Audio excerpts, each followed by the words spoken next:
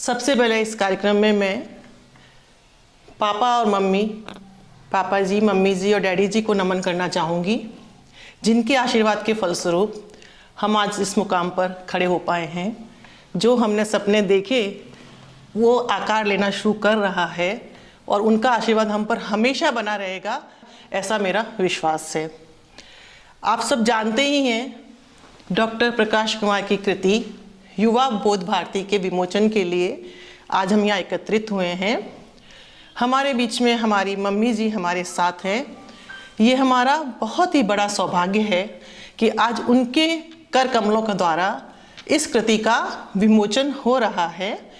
मैं मम्मी जी से अनुरोध करूंगी कि वे डॉक्टर प्रकाश कुमार की कृति युवा बोध भारती का विमोचन कराएं। प्लीज।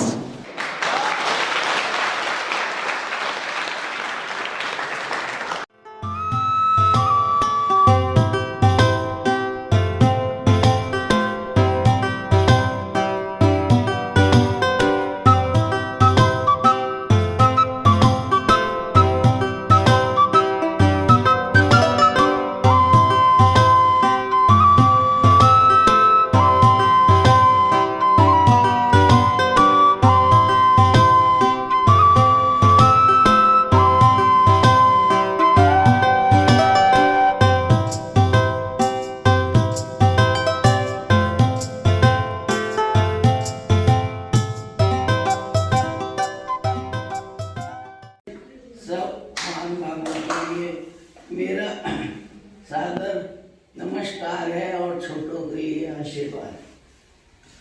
मुझे आज जानकर सोचकर बहुत ही हर्ष हो रहा है कि प्रकाश जी ने मुझे इस सम्मान समझा और सम्मान दिया कि अपनी किताब का मुझसे विमोचन कराए और मैं अपने मुझे सम्मान दिया उसके लिए बहुत ही अभिभूत हूँ। मेरा आशीर्वाद हमेशा आपके साथ है। आप दिनों दिन प्रगति करें एवं नई नई ऊंचाइयों को छुएं। आपके सपने हकीकतों का रूप लें और आपके इन विभिन्न कमियों से कार्यों से हमारे परिवार का नाम रोशन होवे। अधिक तो मैं कुछ बोल नहीं पाऊंगी क्योंकि इस लायक मैं हुई नहीं, लेकिन फिर भी किताबे दिल का कोई भी पन्ना सादा नहीं होता है। किताबे दिल का कोई भी पन्ना सादा नहीं होता है। निगाह उसको भी पढ़ लेती हैं जो लिखा नहीं होता।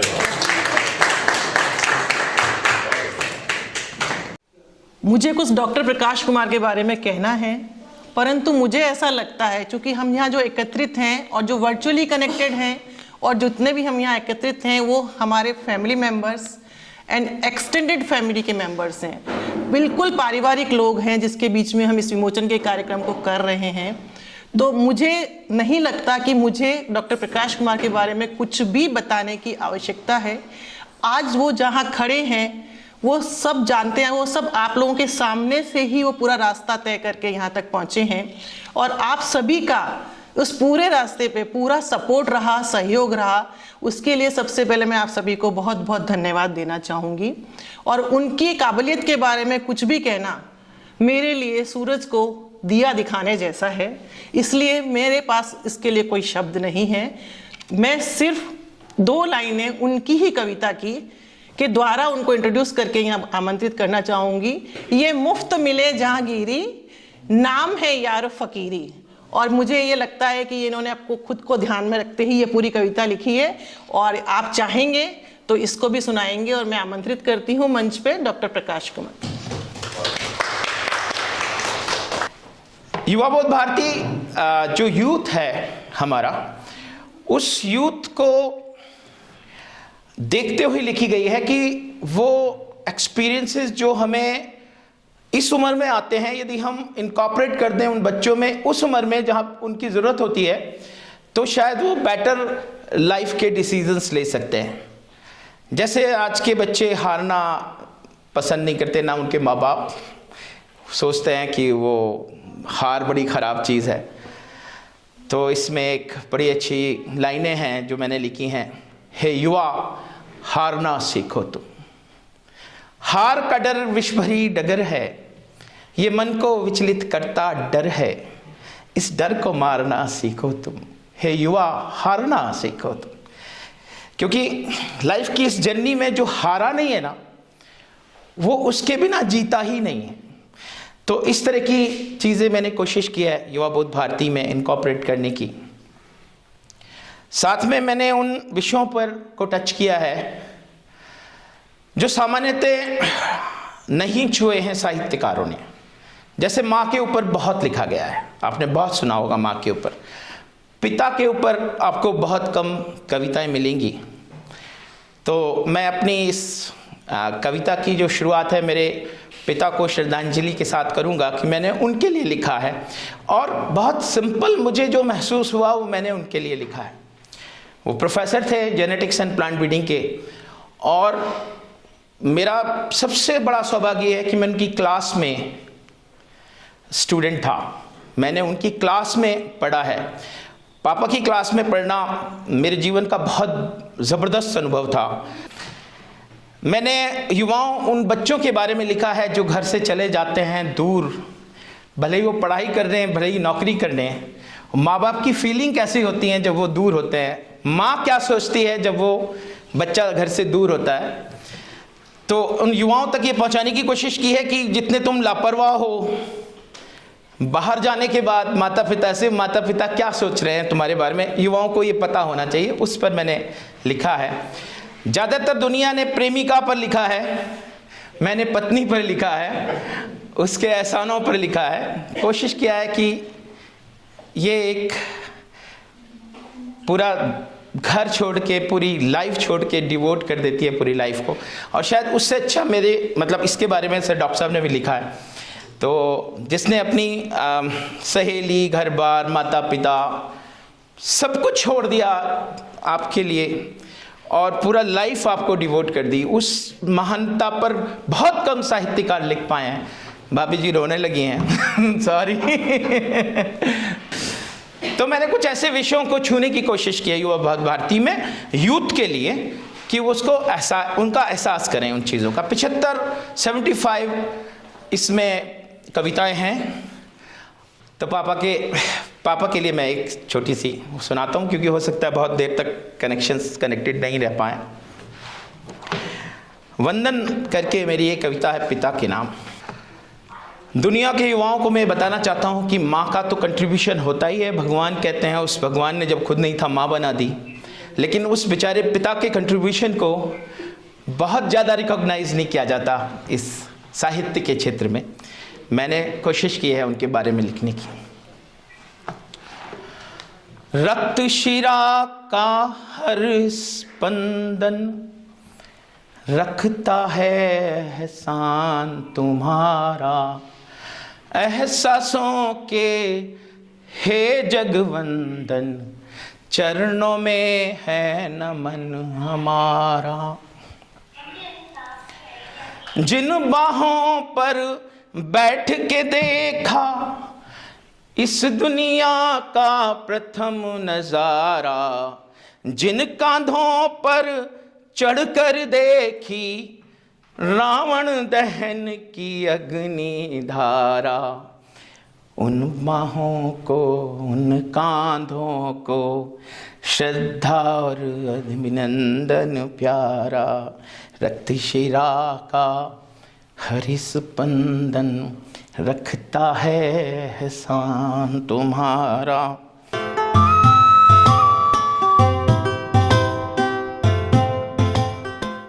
न सीमाओं की बंदिश न फिजाओं के पहरे हैं, ये मोहब्बतों के लोग अंधे हैं, बहरे हैं। न जाति दिखती है न धर्म ही दिखता, मोहब्बतों के सामने कुछ भी नहीं टिकता। मोहब्बतों के सामने कुछ भी नहीं टिकता।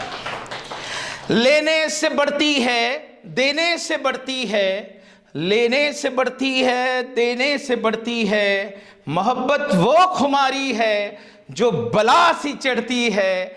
सब कुछ है बाजार में, बस ये नहीं बिकता, मोहब्बतों के सामने कुछ भी नहीं टिकता, मोहब्बतों के सामने कुछ भी नहीं टिकता।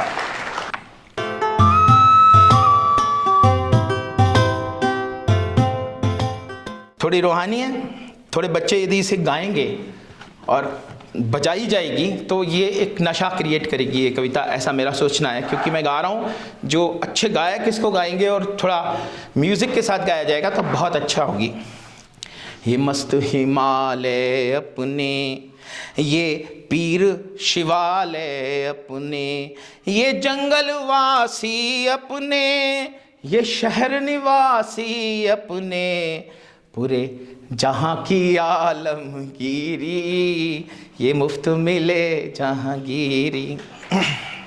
ना आगे ना कोई पीछे, चल पड़े जहाँ मन खींचे, कभी गाड़ी तो कभी नैया, कभी साथ चले पुरवैया। हर नजर है रेशम रेशम, हर चुंदरी झीरी झीरी, ये मुफ्त मिले जहांगीरी, नाम है यार फकीर।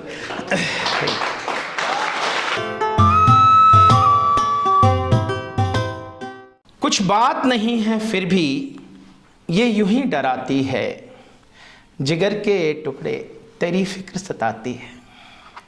कुछ बात नहीं फिर भी ये यूं ही डराती है, जिगर के टुकड़े तेरी फिक्र सताती है। एक नन्हा सा पंछी तू लंबी उड़ान पर निकला है, तूफानों की धुरियों पर इस जहान का चकला है।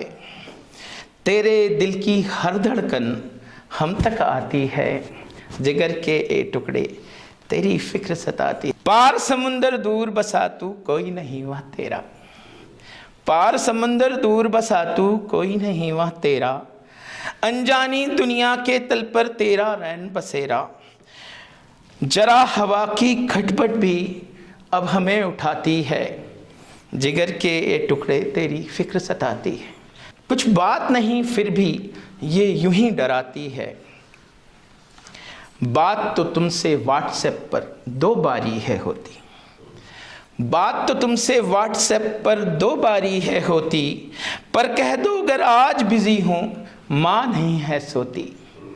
बात तो तुमसे व्हाट्सएप पर 2 बारी है होती, पर कह दो अगर आज बिजी हूं माँ नहीं है सोती। तेरा चेहरा पढ़ने की वो जिद पर आती है, जिगर के ये टुकड़े तेरी फिक्र सताती है। कोई संकट कोई मुसीबत तुझको ना छुपाए, उम्र हमारी पूरी पूरी तुझको ही लग जाए। दुआ हमारी सुबह शाम अरदास लगाती है, जिगर के टुकड़े तेरी फिक्र सताती है। कुछ बात नहीं फिर भी ये यूं ही डराती है। बड़े जो मुझे सुन रहे हैं वर्चुअली, उनको भी मैं चरण स्पर्श करना चाहता हूँ, आशीर्वाद चाहता हूँ उनका।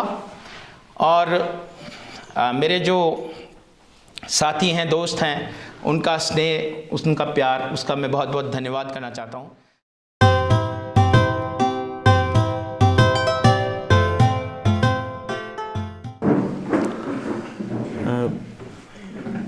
लिखी तो मैंने ही है, बहुत कम लिख पाता हूँ, सब तो ज़्यादा लिखते हैं। औरत पे लिखी है। औरत समर्पण का प्रतिरूप, जन्म ही से लगभग तिरस्कृत, अपनों ही से या फिर स्वयं से, जिसके जन्म पर नगाड़े नहीं बजते क्योंकि उसका जन्म प्रतीक है अपशुगन का, जिसे बचपन में नहीं मिलती गुड़िया या दूध या मठरी, दूज बरात या फिर कहने को त्याग से, जिसकी जवानी शादी से पहले कैद है पिता के बंधनों की, शादी के बाद कैद है पति की चाही अनचाही इच्छाओं की, जिसका बुढ़ापा प्रतीक है एकाकीपन का या फिर अपनी ही कोख की निरंकुशता का, फिर भी कहने की इस सृष्टि की आधी रचयिता, झेलती है इसे क्योंकि आदिकाल से ही उसे त्याग की मूर्ति, पुरुष का पोरस जैसे शब्दों का प्रलोभन दिया है, जिसको कि वह समझती है या फिर समझना नहीं चाहती कि यह प्रलोभन है।